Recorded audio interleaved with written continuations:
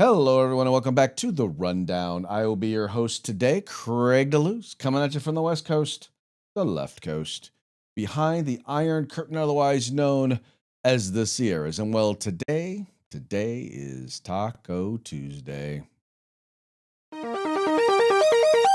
It's raining tacos from out of the sky.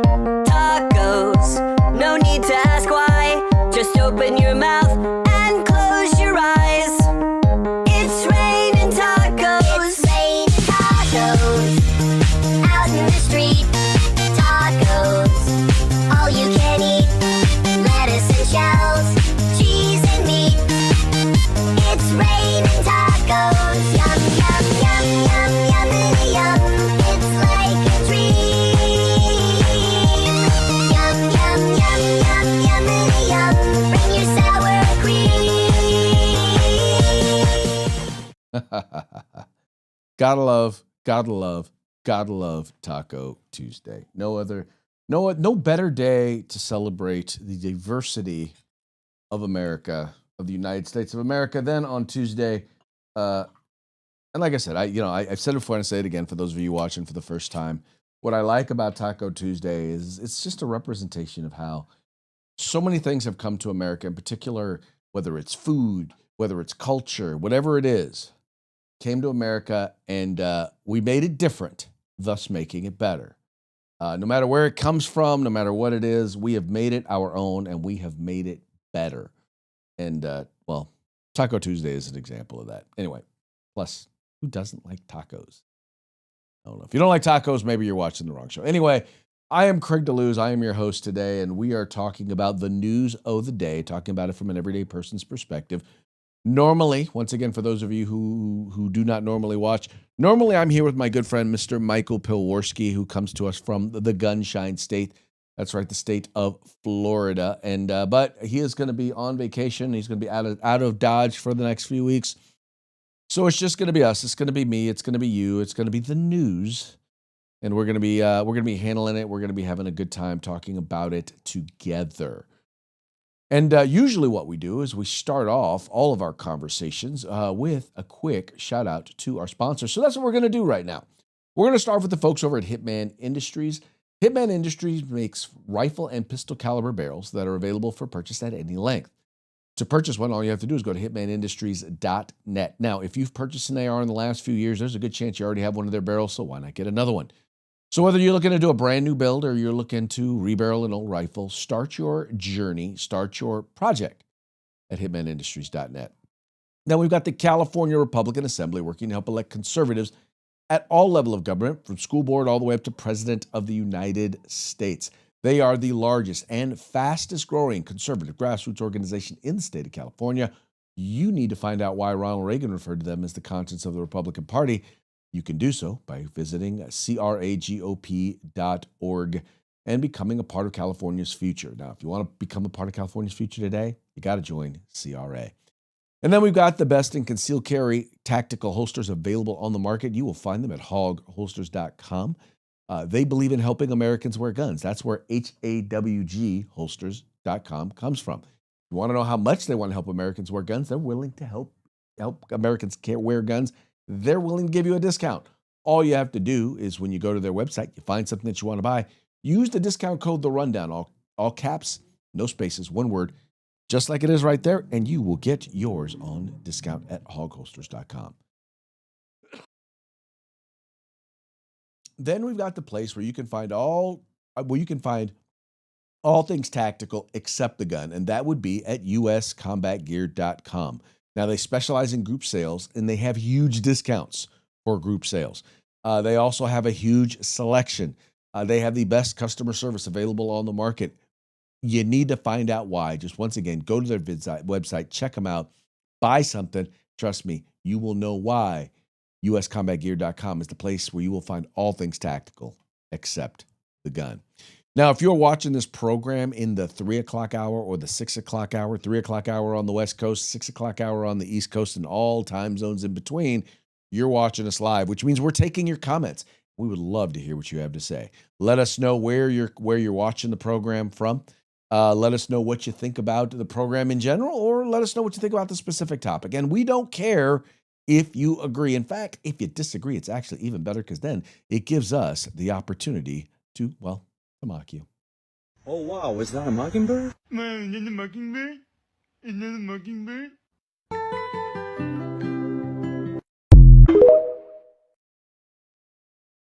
That's right. As Mike would say, we will mock you. And we will enjoy doing it. So anyway, let's go ahead and get into today's stories. And we're going to go ahead and start with, well, right here in California. As I told you, with Mike gone, some of these stories might be a little California leaning. And it's not because, well, it's partially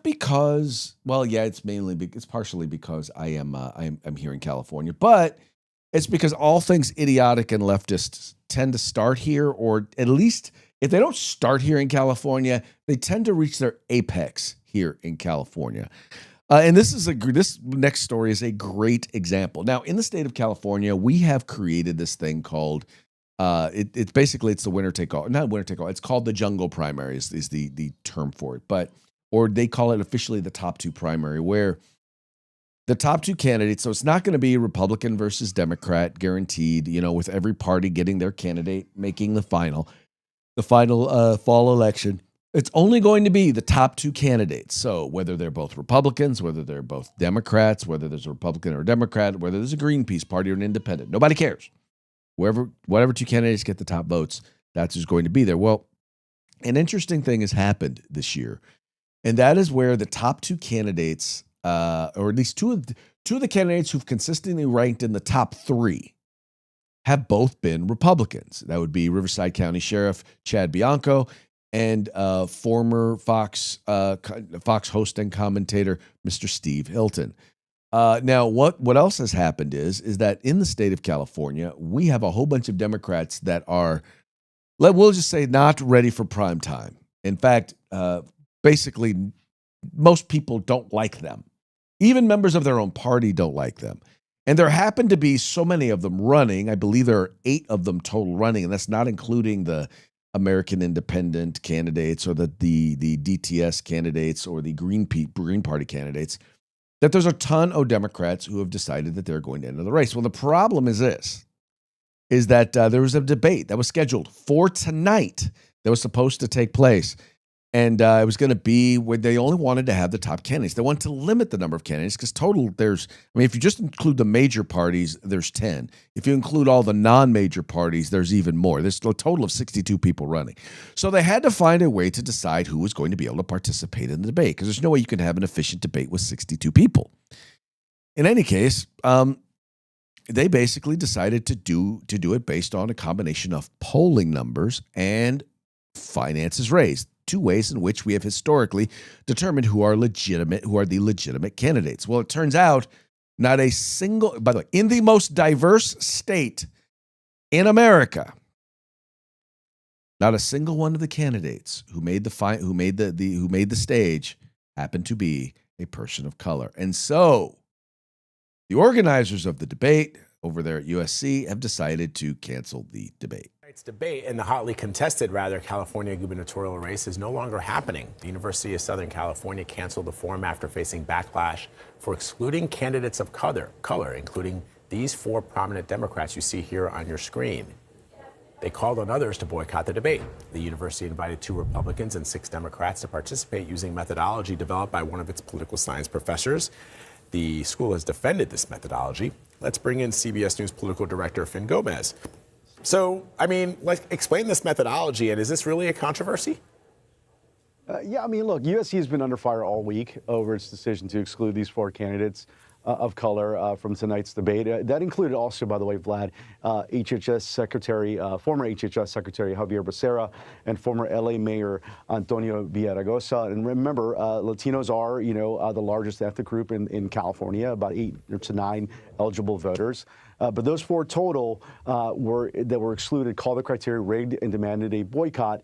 USC held firm right up until it didn't. Late last night, less than 24 hours before the debate was set to begin, the university pulled the plug, citing what it called a significant distraction from the issues that matter to voters. And like debate formula USC used did rank candidates on polling and fundraising, something that is customary. But critics pointed out that it led in San Jose Mayor Matt Mahan, a white candidate who polls lower than some of those excluded. USC says the methodology was airtight, but I think some of the optics were hard to survive. But the whole situation shows, Vlad, just in this really large field, about 10 plus candidates, especially on the Democratic side, it could cause some of these unintended effects. And it's difficult to have too many candidates on a debate stage, Vlad, just too much at times. Yeah, that's a fair point. I mean, Finn, we are more than 2 months away from the primary election. Do you think if the debate had happened, it would make a difference in the race? I mean, given that there's so many folks that are in it right now. Right, that's a great question, KOD. I mean, look, probably not a decisive one, but in this race, that is so unsettled. Like every moment counts, every moment matters, and some of these debate moments really can have an impact. Look at where things stand right now. Look, the front runner in this race has changed multiple times in just the last few months. If you look at the latest polling, a quarter of voters are still undecided, and no Democrat is broken out of that pack of like 8 Democrats or 7 Democrats. And there's a very real scenario where the 2 Republicans in the race, Steve Hilton and Chad Bianco, can consolidate their base and lock Democrats out of the November runoff entirely. So though that's actually what could have made tonight's debate so consequential.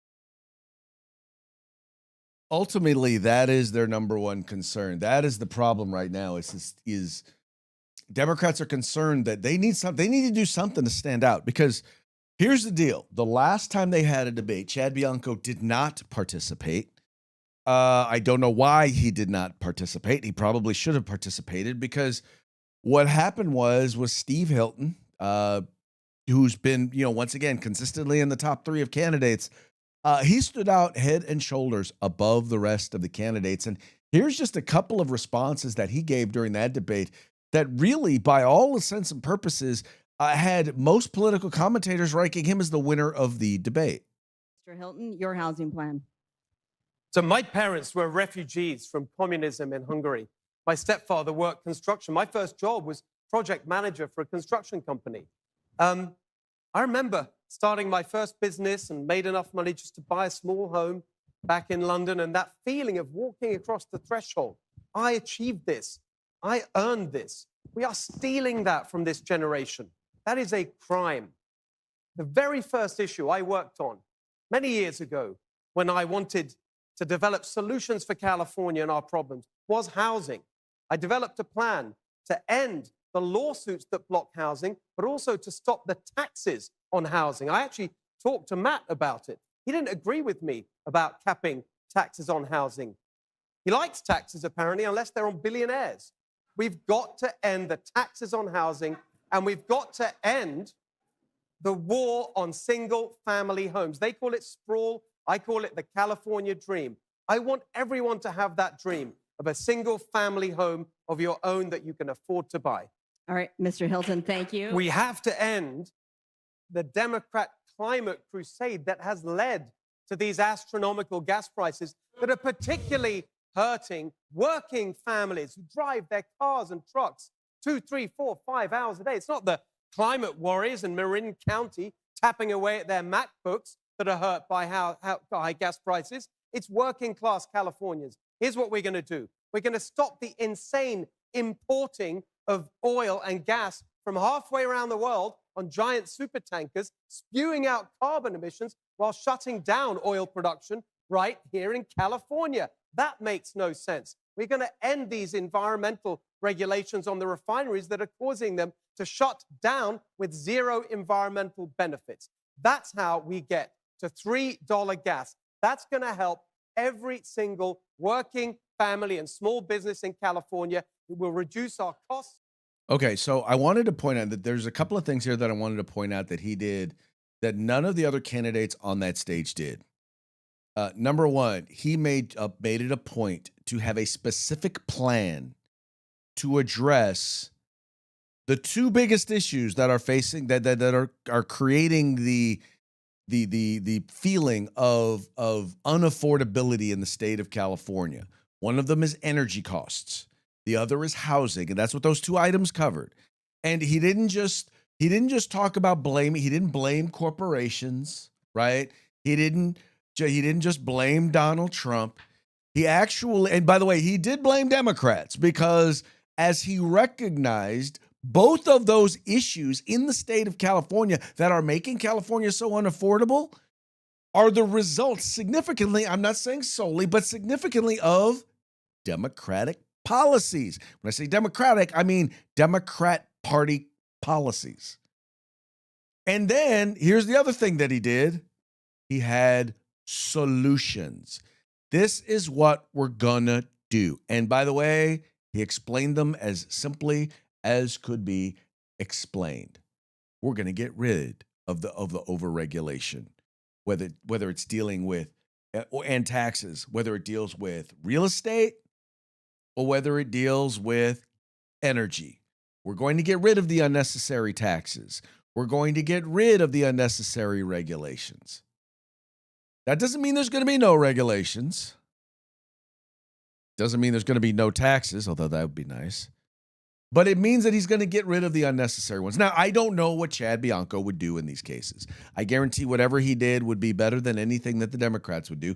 But Chad Bianco didn't participate in this debate. Now, once again, the other candidates, all they could do was they blamed corporations. They accused them of price gouging. All they did was they blamed Donald Trump, right? They said unaffordability is grocery stores gouging you, right? They said it was energy companies gouging you. Even though gas prices and home prices in red states are significantly lower. Why is that? Why are they not gouging people in red states? Oh, I know, because they're not gouging people. The difference between the two is the amount of the regulation and the amount of the taxation, in particular on those two products. Well, not just those two products, on just about everything that goes into our cost of living. Now, all that having been said, they're upset. They're saying we're not going to have this debate because no candidates of color were present, were invited. Well, let's see. First of all, let's talk about the fact that most of the other candidates are all polling somewhere around 2%. 2%. The only one that is there that is down in that area, and I think he's somewhere around 3 or 4%, was the mayor of San Jose. And that's largely because he's been able to raise money. Why? Because he's in Silicon Valley. I mean, he's right there with Silicon Valley. That's why he's been able to raise money. That's why he's there, right? Bill Steyer's doing better because he's able to buy poll numbers because, well, he's a billionaire. But make no mistake, Eric Swalwell, Tom Steyer, Katie Porter, I forget who. Oh, Mahan was the other Democrat. So it was 4 Democrats I think there were 6 Democrats. So I guess there were 2 others and 2 Republicans. Basically, all Caucasians made it, and that's because that's who Democrats are supporting, or at least they have more support than the candidates of color. Once again, the most diverse state in the nation does not support ethnic minorities. You got 2 Latinos running, didn't support them. You got 1 black guy running, although in people's defense. He has played a significant role in ruining California schools. Well, now I won't say ruining because they were already bad before he became superintendent of public instruction. He just didn't do much to improve things, including sitting on his hands, saying absolutely nothing while our schools got shut down, while our students lost 1.5 to 2 years of education. He said and did nothing. You got Betty Yee, who's part of the State Board of Equalization, in the highest tax state. They handle taxes. It's the highest tax state in the country. You got Mayor Villaraigosa, who was the former Speaker of the Assembly, former mayor of Los Angeles, one of the biggest failed cities when it comes to crime, when it comes to education, when it comes to taxation. He did slightly better than Karen Bass. So you've got a bunch of candidates of color that really I almost forgot. I almost forgot about Mr. Javier Becerra, good old Javier Becerra, who during his time as Attorney General saw an increase in crime in California. Now, I would love to say that it was I would love to say. I would say that it was the first increase in crime and violent crime in the states, in 20 years before, but there was one Attorney General before him that saw that same increase, or just significantly greater increase, and that would be Kamala Harris, who went on to become Senator Kamala Harris, who would then eventually go on to become Vice President Kamala Harris. So basically, he's been a part of failed policies right and left.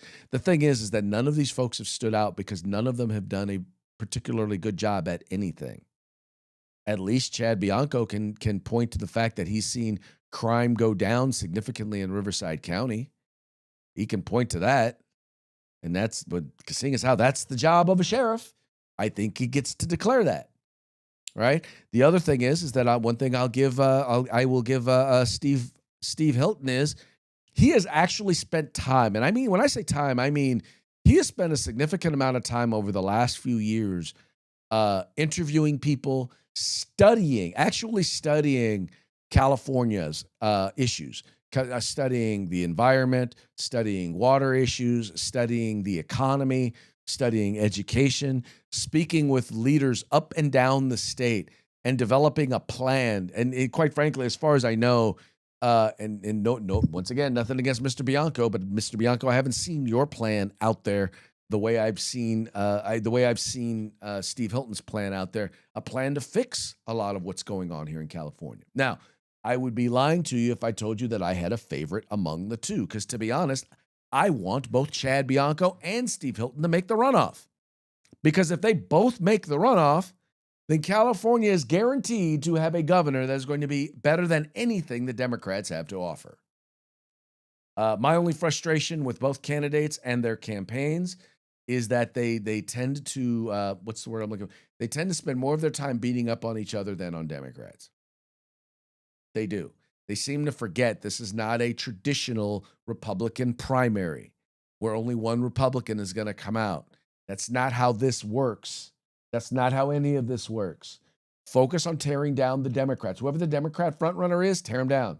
Right now, that would be Eric Swalwell, Mr. Fang Fang, Mr. Sleeps with Chinese Spies, Mr. Who wants to eliminate ICE, Mr. Who doesn't really live in California, who's governing, who's been representing a district in Congress out of a P.O. box. Focus on him. Knock him down. Katie Porter's already kind of killing herself with her, get out of my shot. Right? Focus on them and promoting your candidate. Once you guys both make the runoff, hey, no holds barred. You do you. Go get them. Till then, get there. Till then, just get there. Come on. This ain't that hard. This really is not that hard. Set your ego aside and focus on what we're here to do. We're here to replace a Democrat as governor of the state of California. All right? All right. Point made. Anyway. You might have heard, if you haven't traveled by now, ICE has been deployed at U.S. airports. And let's just say it's going kind of interesting, shall we say. Folks are none too happy about it. There are a lot of folks who are none too happy about it. We might recall basically the reason why they're there is because TSA has not been, you might say that TSA has not been, what's the word I'm looking for? TSA has not been funded because Democrats refuse to pass funding for Homeland Security. Places like TSA are not being funded. And as a result, the president has decided that he was going to deploy. Real root issue, which is to end the partial government shutdown. There's a real root issue, which is to end the partial government shutdown. There's also questions over how this is actually going to bring the next paycheck to TSA workers. And then there's an added layer of frustration for whether we're going to start to see a strong immigration enforcement unfolding here at airports. Absolutely not. Yeah. Oh my God, why would you want those people? I'm sorry. Talk about total terror. I don't know if that's the right response. I think that you should vote for who you vote for, but they voted him in, so I'm not supporting it, but whatever it is, and we try to make the best of it, that's all. And President Donald Trump announced the plan on Saturday that Immigration and Customs Enforcement agents will be deployed to airports starting Monday as long security lines continue at other airports because of the shutdown. However, a specific plan is still unclear. The move comes as the Department of Homeland Security has been without funding for weeks, leaving TSA officers working without pay. Officials say hundreds of screeners have quit or called out, causing delays nationwide. Now, off camera, several TSA workers at Dulles tell Fox 5 they're struggling financially and mentally over the uncertainty of this. They also added that although they're not getting paid, they understand that it's still their duty to show up. Meanwhile, the Trump administration says ICE agents will help with added support, freeing up TSA officers for security screening. Transportation Secretary Sean Duffy says assisting TSA is familiar work to ICE.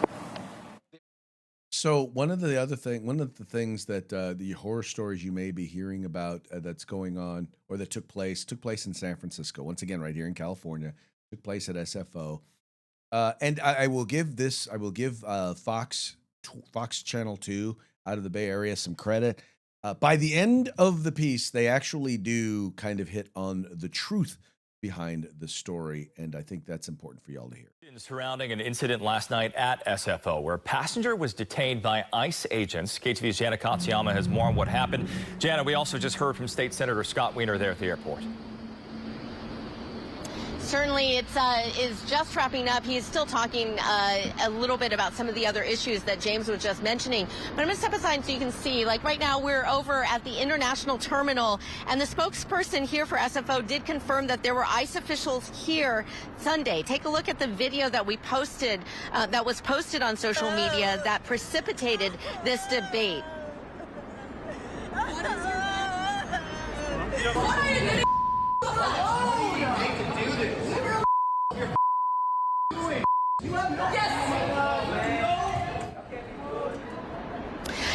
A lot of questions raised by this video of this very public struggle that involved a woman and two officials. The video that was posted online, as you can see, shows a woman crying out as two men tried to detain her.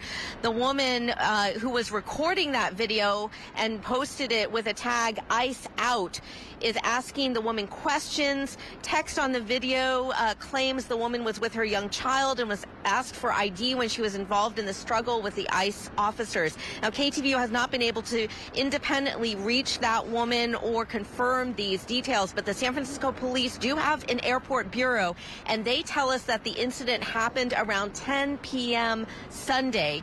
Police say they received a 911 call and learned the incident involved federal immigration officials. We also received a statement from an SFO spokesman who says, quote, "We understand federal officials were transporting two individuals on an outbound flight when this incident occurred. We believe this is an isolated incident and have no reason to suspect broader enforcement action at SFO."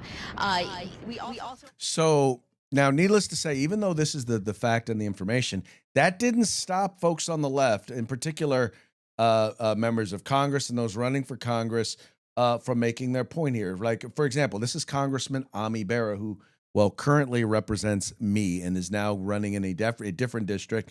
I'm deeply disturbed by the video of a Sacramento mother being arrested by ICE at San Francisco International Airport in front of her daughter. Now, mind you, let's be very clear. One, they come to find out she's not from San Francisco.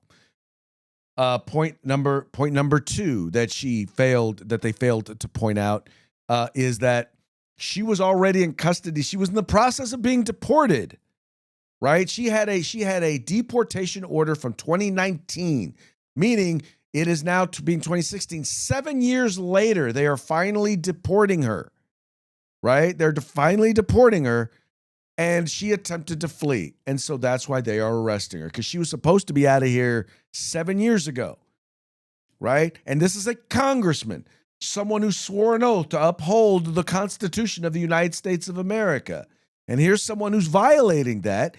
And he's, instead of supporting the Constitution, he's supporting her. Here we have Senator Scott Wiener. ICE needs to get the hell out of San Francisco. Once again, this is a guy, if he were part of the Democrat establishment, would be voting against funding Department of Homeland Security, which includes TSA. He would have been completely against it. And now here he is. He's mad because they're doing what? ICE is here and they're doing what? They're enforcing the law. They are doing their jobs. But nobody cares. Nobody cares, right? Once again, I agree with this dude. This is what I paid for. But anyway, the point that I'm making here is you see here, all these folks are angry, and the folks on the left are angry and they are outraged. Not because here's the deal, folks. A lot of this is happening because people refuse to do their jobs. People on the left refused to require them to do their jobs. ICE's mandate has not changed. It has not changed under Donald Trump. They're just actually doing it. They're actually removing people. And when you see a dramatic increase of somewhere between 50 and 20 million people in 4 years, of course you're going to see an increase in the number of people being deported. It's going to happen. Because you saw a dramatic increase in the number of people just being let into the country. Once again, I will say it one more time. This is not rocket science. 1 and 1 does equal 2. 2 plus 2 does equal 4. And when you decide that you are just going to ignore the law, ignore enforcement of the law, when the next person comes in and they say they are going to actually enforce the law, guess what you're going to see? A dramatic increase in enforcement. Now, you can't control the percentage of people against whom it is. Does it seem like more people of color are being detained? Yes. Why is that? Because disproportionately people of color were the ones who came in during, in particular, those last 4 years through our southern border. Once again, this is not rocket science. It doesn't take a rocket scientist to figure this out. You don't have to be a brain surgeon to understand why this is. But for some reason, we don't care about truth. We don't care about fact. All we care about is emotion. That's all we care about. And, I forgot. We care about one other thing. And it's the most important emotion in many of their minds. And that is Orange Man bad. Orange Man bad. So, therefore, anything he does is evil. And enforcing the law, evidently, in their eyes, is now evil because, well, it's again, bad man, evil, bad, or Orange Man bad. Anyway, changing the subject for a brief moment, let's talk about jury. A jury has found that Meta actually failed in protecting young children from sexual predators and misled users in landmark New Mexico case. This is being reported by the folks over at the New York Post. Meta failed to protect kids from sexual predators and misled users about its platform's safety, violating New Mexico law. A jury Tuesday found Tuesday in a landmark case. The tech giant was ordered to pay $375 million in civil penalties. The verdict came after 6 weeks of testimony from witnesses, including ex-Meta executives, teachers, and online safety experts. The New Mexico prosecutors argued that Meta hid the extent of safety issues that kids faced on Facebook and Instagram and failed to enforce its claims. Its claimed minimum age limit of 13. Even as its algorithms allegedly made it easier for creeps to target kids for online harassment and even sex trafficking. Quote, the safety issues that you've heard about in this case were mistakes. State attorney Linda Singer told the jury. They were a product of a corporate philosophy that chose growth and engagement over children's safety, and young people in this state and around the country have borne the cost, she added. Now, I'm going to be honest with you. I feel kind of two ways about this. The first is that, I'm always a believer that when it comes to products, let the buyer beware and know exactly what it is that you're doing and what you're getting yourself into. I'm a believer that in particular, when it comes to minors, parents need to pay attention to what their kids are partaking of. You need to know what's on their phones. You need to monitor what they're spending their time on. And you need to, especially when it comes to social media, limit the amount of time that they're spending on it. And once again, who they're communicating with. And spend some time making sure you're talking to your kids about a lot of this stuff, about being safe and all of these fundamental things. Now, that having been said, one of the things that came out in this trial was that Meta knew about a lot of these risks. The engineers, the decision makers at Meta were not ignorant of the risks to young people. Now, I don't know what exactly it is they could have done. Evidently, the jurors had enough information to believe that they could have done something, but they really didn't do anything. In fact, they either misrepresented, misled, lied about, or just ignored these risks and the necessary safety precautions that need to be put in place. And I know they could have put some safety precautions in place, because I know that when it came to politics or dealing with or marketing anything having to do with politics, I can tell you this. It made it almost impossible for people who were working with grassroots organizations who just wanted to boost a post on a political issue, made it almost impossible for them to be able to qualify to be able to do so.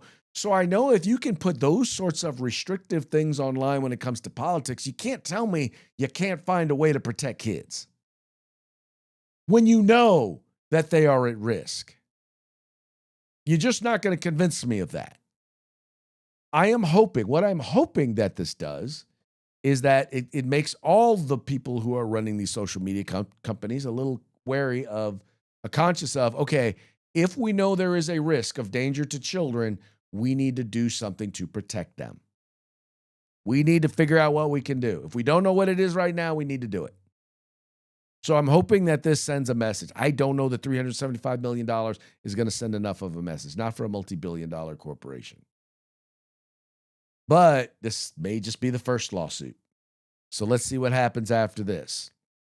The other thing that I hope that it does is it wakes parents up and it wakes kids up to the dangers that can be there on the internet, that while the internet is a blessing, while there is so many things and so many wonderful, fulfilling, so many things that you can accomplish with the access to new connections and information in the internet, it's also a very dangerous place.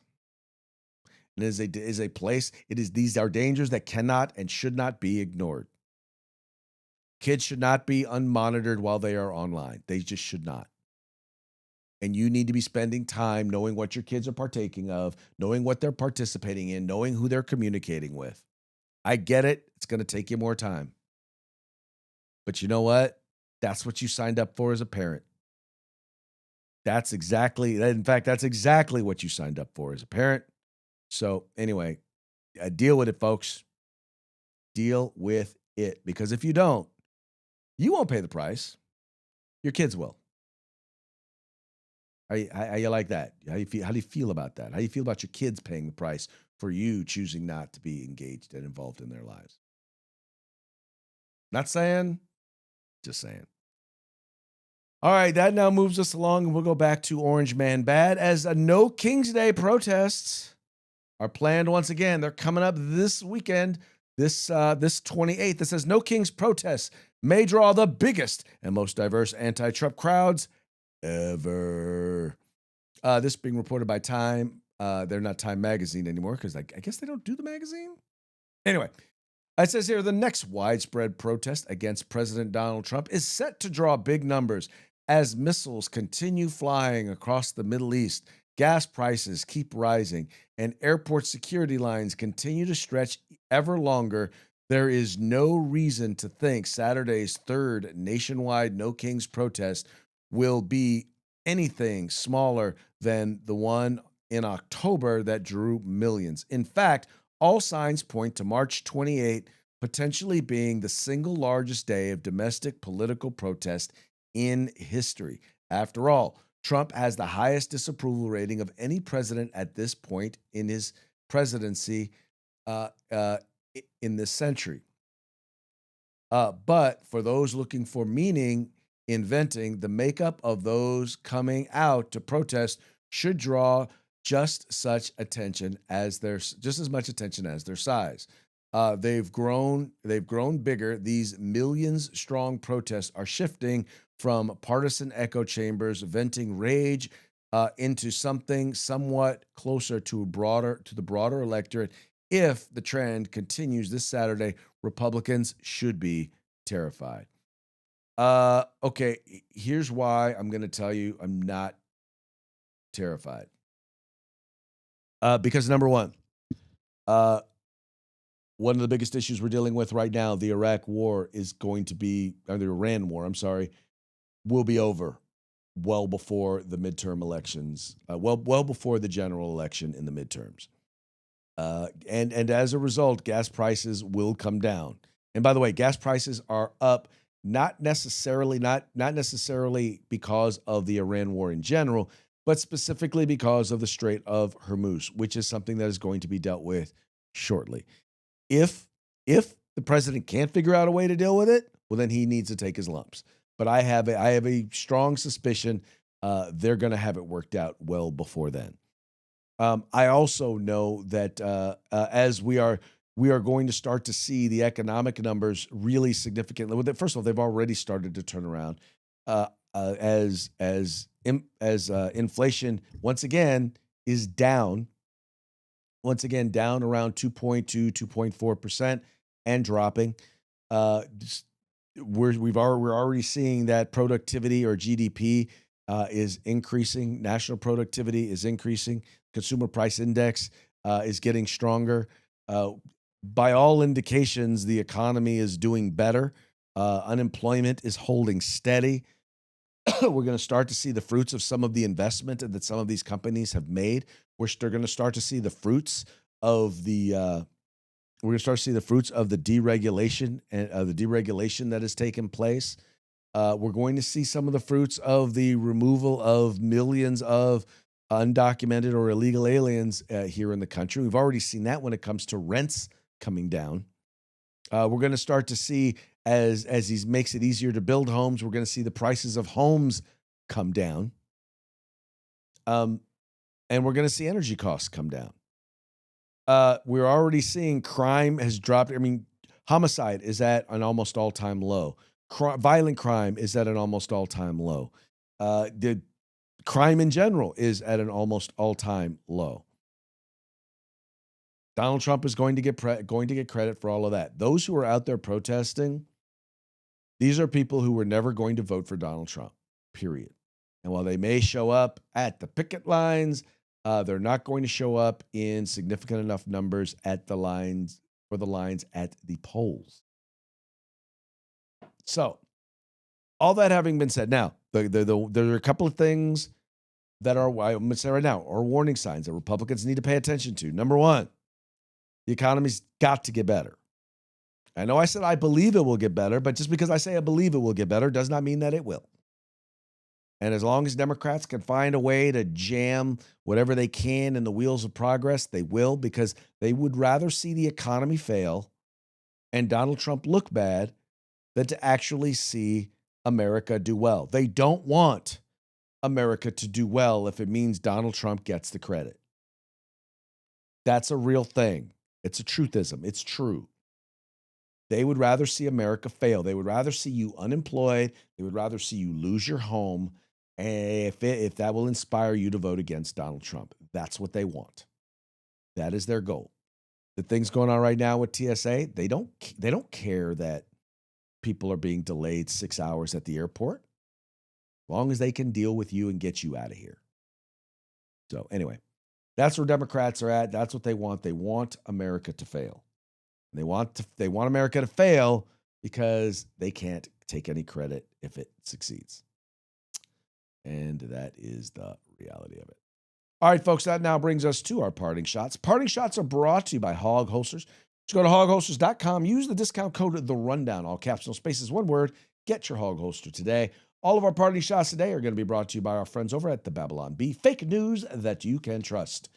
Let's see here. We're going to start with airport wait times eliminated after TSA checkpoints taken over by Chick-fil-A. Yeah, they do a pretty good job when it comes to waiting. Mike would love to hear that one. He refers to them as the Lord's chicken. I prefer the heathen chicken over at Popeyes. But, I still go to the altar on Sunday and ask for this. Here we go. Another massive fraud ring exposed at D.C. Old Folks Home. For those of you who are just listening, I believe that's the U.S. Capitol building. Not saying, just saying. It says here, terrorists give up after 3 hours in TSA lines. Yeah, there you go. Although I will say this. Now, let me be clear. One of the reasons why I'm glad that Trump is going to have more ICE agents there is having more lines means having more people.